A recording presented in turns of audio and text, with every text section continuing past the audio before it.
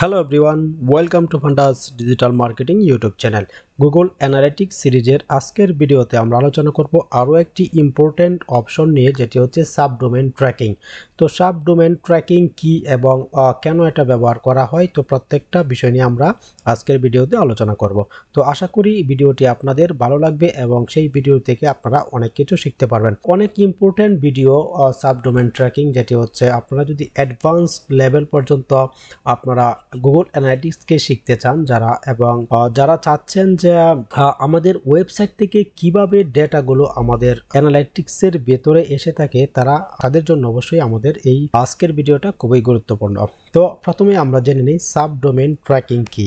Subdomain tracking হলো এমন একটি অপশন যেটি আপনার বা আমাদের কোনো ওয়েবসাইটকে অন্যান্য ডোমেন, আমাদের যেই ডোমেনগুলি থেকে থাকে, আমরা যদি এক্সাম্পল হিসাবে এখানে ধরে নেই যেটি হচ্ছে www. আমি যদি ধরে নেই জাস্ট এখানে আমি f.com, আমি জাস্ট যদি এখানে ধরে নেই, অথবা আমি যদি এখান থেকে আমাদের একটা ওয়েবসাইটকে এখান থেকে যদি আমি কপি করে নিয়ে আনি, আমি জাস্ট আমাদের একটা ওয়েবসাইটের ইউআরএলকে আমি এখান থেকে কপি করব এবং কপি করে আমি জাস্ট এখান থেকে আপনাদেরকে জাস্ট বোঝার সুবিধার্থে আমি জাস্ট এখানে পেস্ট করে দিব। ওকে, তো আপনারা এখানে দেখতে পাচ্ছেন যেটি হচ্ছে আমাদের একটা ওয়েবসাইটের যে ইউআরএলটা থেকে থাকে, বা আমাদের ওয়েবসাইটের যে ইউআরএলটা সেটা কিন্তু এভাবে থেকে থাকে। এখানে আমরা https www এবং আমাদের ডোমেন নামটা, এরপর আমরা এখানে একটা এক্সটেনশন আমরা দেখতে পাই। তো এক্সাম্পল হিসাবে আমি যেহেতু এটা ব্যবহার করেছি, এখানে আপনারা দেখতে পাচ্ছেন fundasdigitalmarketing.com, আপনারা দেখতে পাচ্ছেন যেটি হচ্ছে আমার একটা ডোমেন। তো গাইস, আপনারা জানেন যে আমরা একটা ডোমেনের আন্ডারে কিন্তু আমরা অনেকটি সাব ডোমেন আমরা ক্রিয়েট করতে পারি।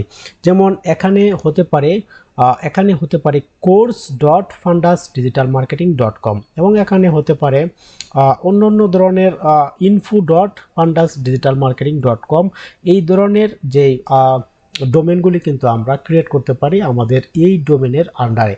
তো এখন বিষয় হচ্ছে আমাদের যে মেন ডোমেন, তো সেই মেন ডোমেনের ভিতরে কিন্তু অনেক ধরনের ইনফরমেশন এখানে থাকবে, এবং আমরা যদি এক্সাম্পল হিসেবে ধরে নিই যে আমাদের এই যে অনেক ধরনের ইনফরমেশনগুলি থাকবে, সেখানে আমাদের একটা সাব ডোমেনের একটা লিঙ্ক আমরা এখানে দিয়ে দিই। তো আমি যদি এক্সাম্পল হিসেবে ধরে নিই, সেটি হচ্ছে course.fundasdigitalmarketing.com এবং এটা হচ্ছে info.fundasdigitalmarketing.com, যেটি হচ্ছে এই দুটোটা হচ্ছে আমাদের একটা সাব ডোমেন, আমাদের দুইটা সাব ডোমেন, আর এটি হচ্ছে আমাদের মেন ডোমেন। তো এখন বিষয় হচ্ছে আমাদের এই মেন ডোমেনের ভিতরে কিন্তু এখানে অনেক ধরনের ইনফরমেশন আছে, এবং এই ইনফরমেশনের একটা ফাঁকে আমাদের সাব ডোমেনের একটা লিঙ্ক দেওয়া।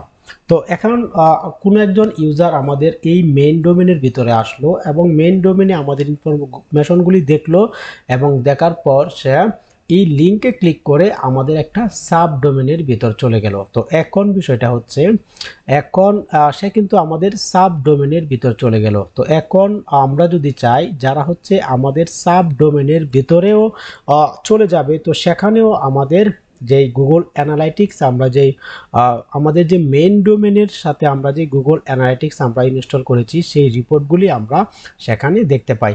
অথবা হতে পারে আমাদের এই সাব ডোমেনের লিঙ্কগুলি অন্যান্য যেসব জায়গায় বা অন্যান্য কোনো জায়গা থেকে বা কোনো সোর্সের মাধ্যমে আমাদের এই সাব ডোমেনের ভেতরে কোনো অডিয়েন্স আসলো, সেটি আমরা আমাদের মেন ডোমেনের ভিতরে আমরা সেটিকে রিপোর্টিং দেখব। তো এর জন্য আমরা ব্যবহার করতে পারি সাব ডোমেন ট্র্যাকিং।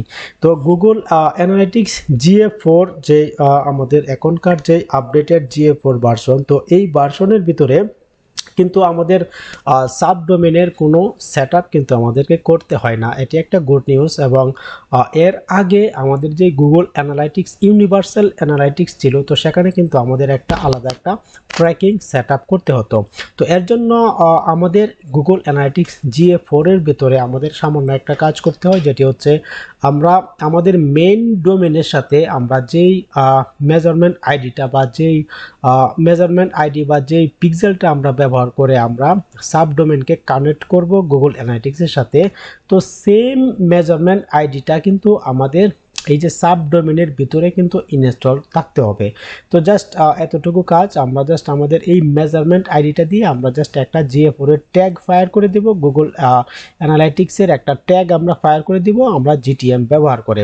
তো এর ফলেই কিন্তু আমাদের কাজ এখনকার মতো কাজ শেষ। আমরা এতটুকু কাজ করলেই কিন্তু আমাদের এই সাবডোমেনগুলোতে যেই ধরনের অডিয়েন্সরা আসবে সেই প্রত্যেকটা রিপোর্ট আমরা আমাদের মেইন ডোমেনের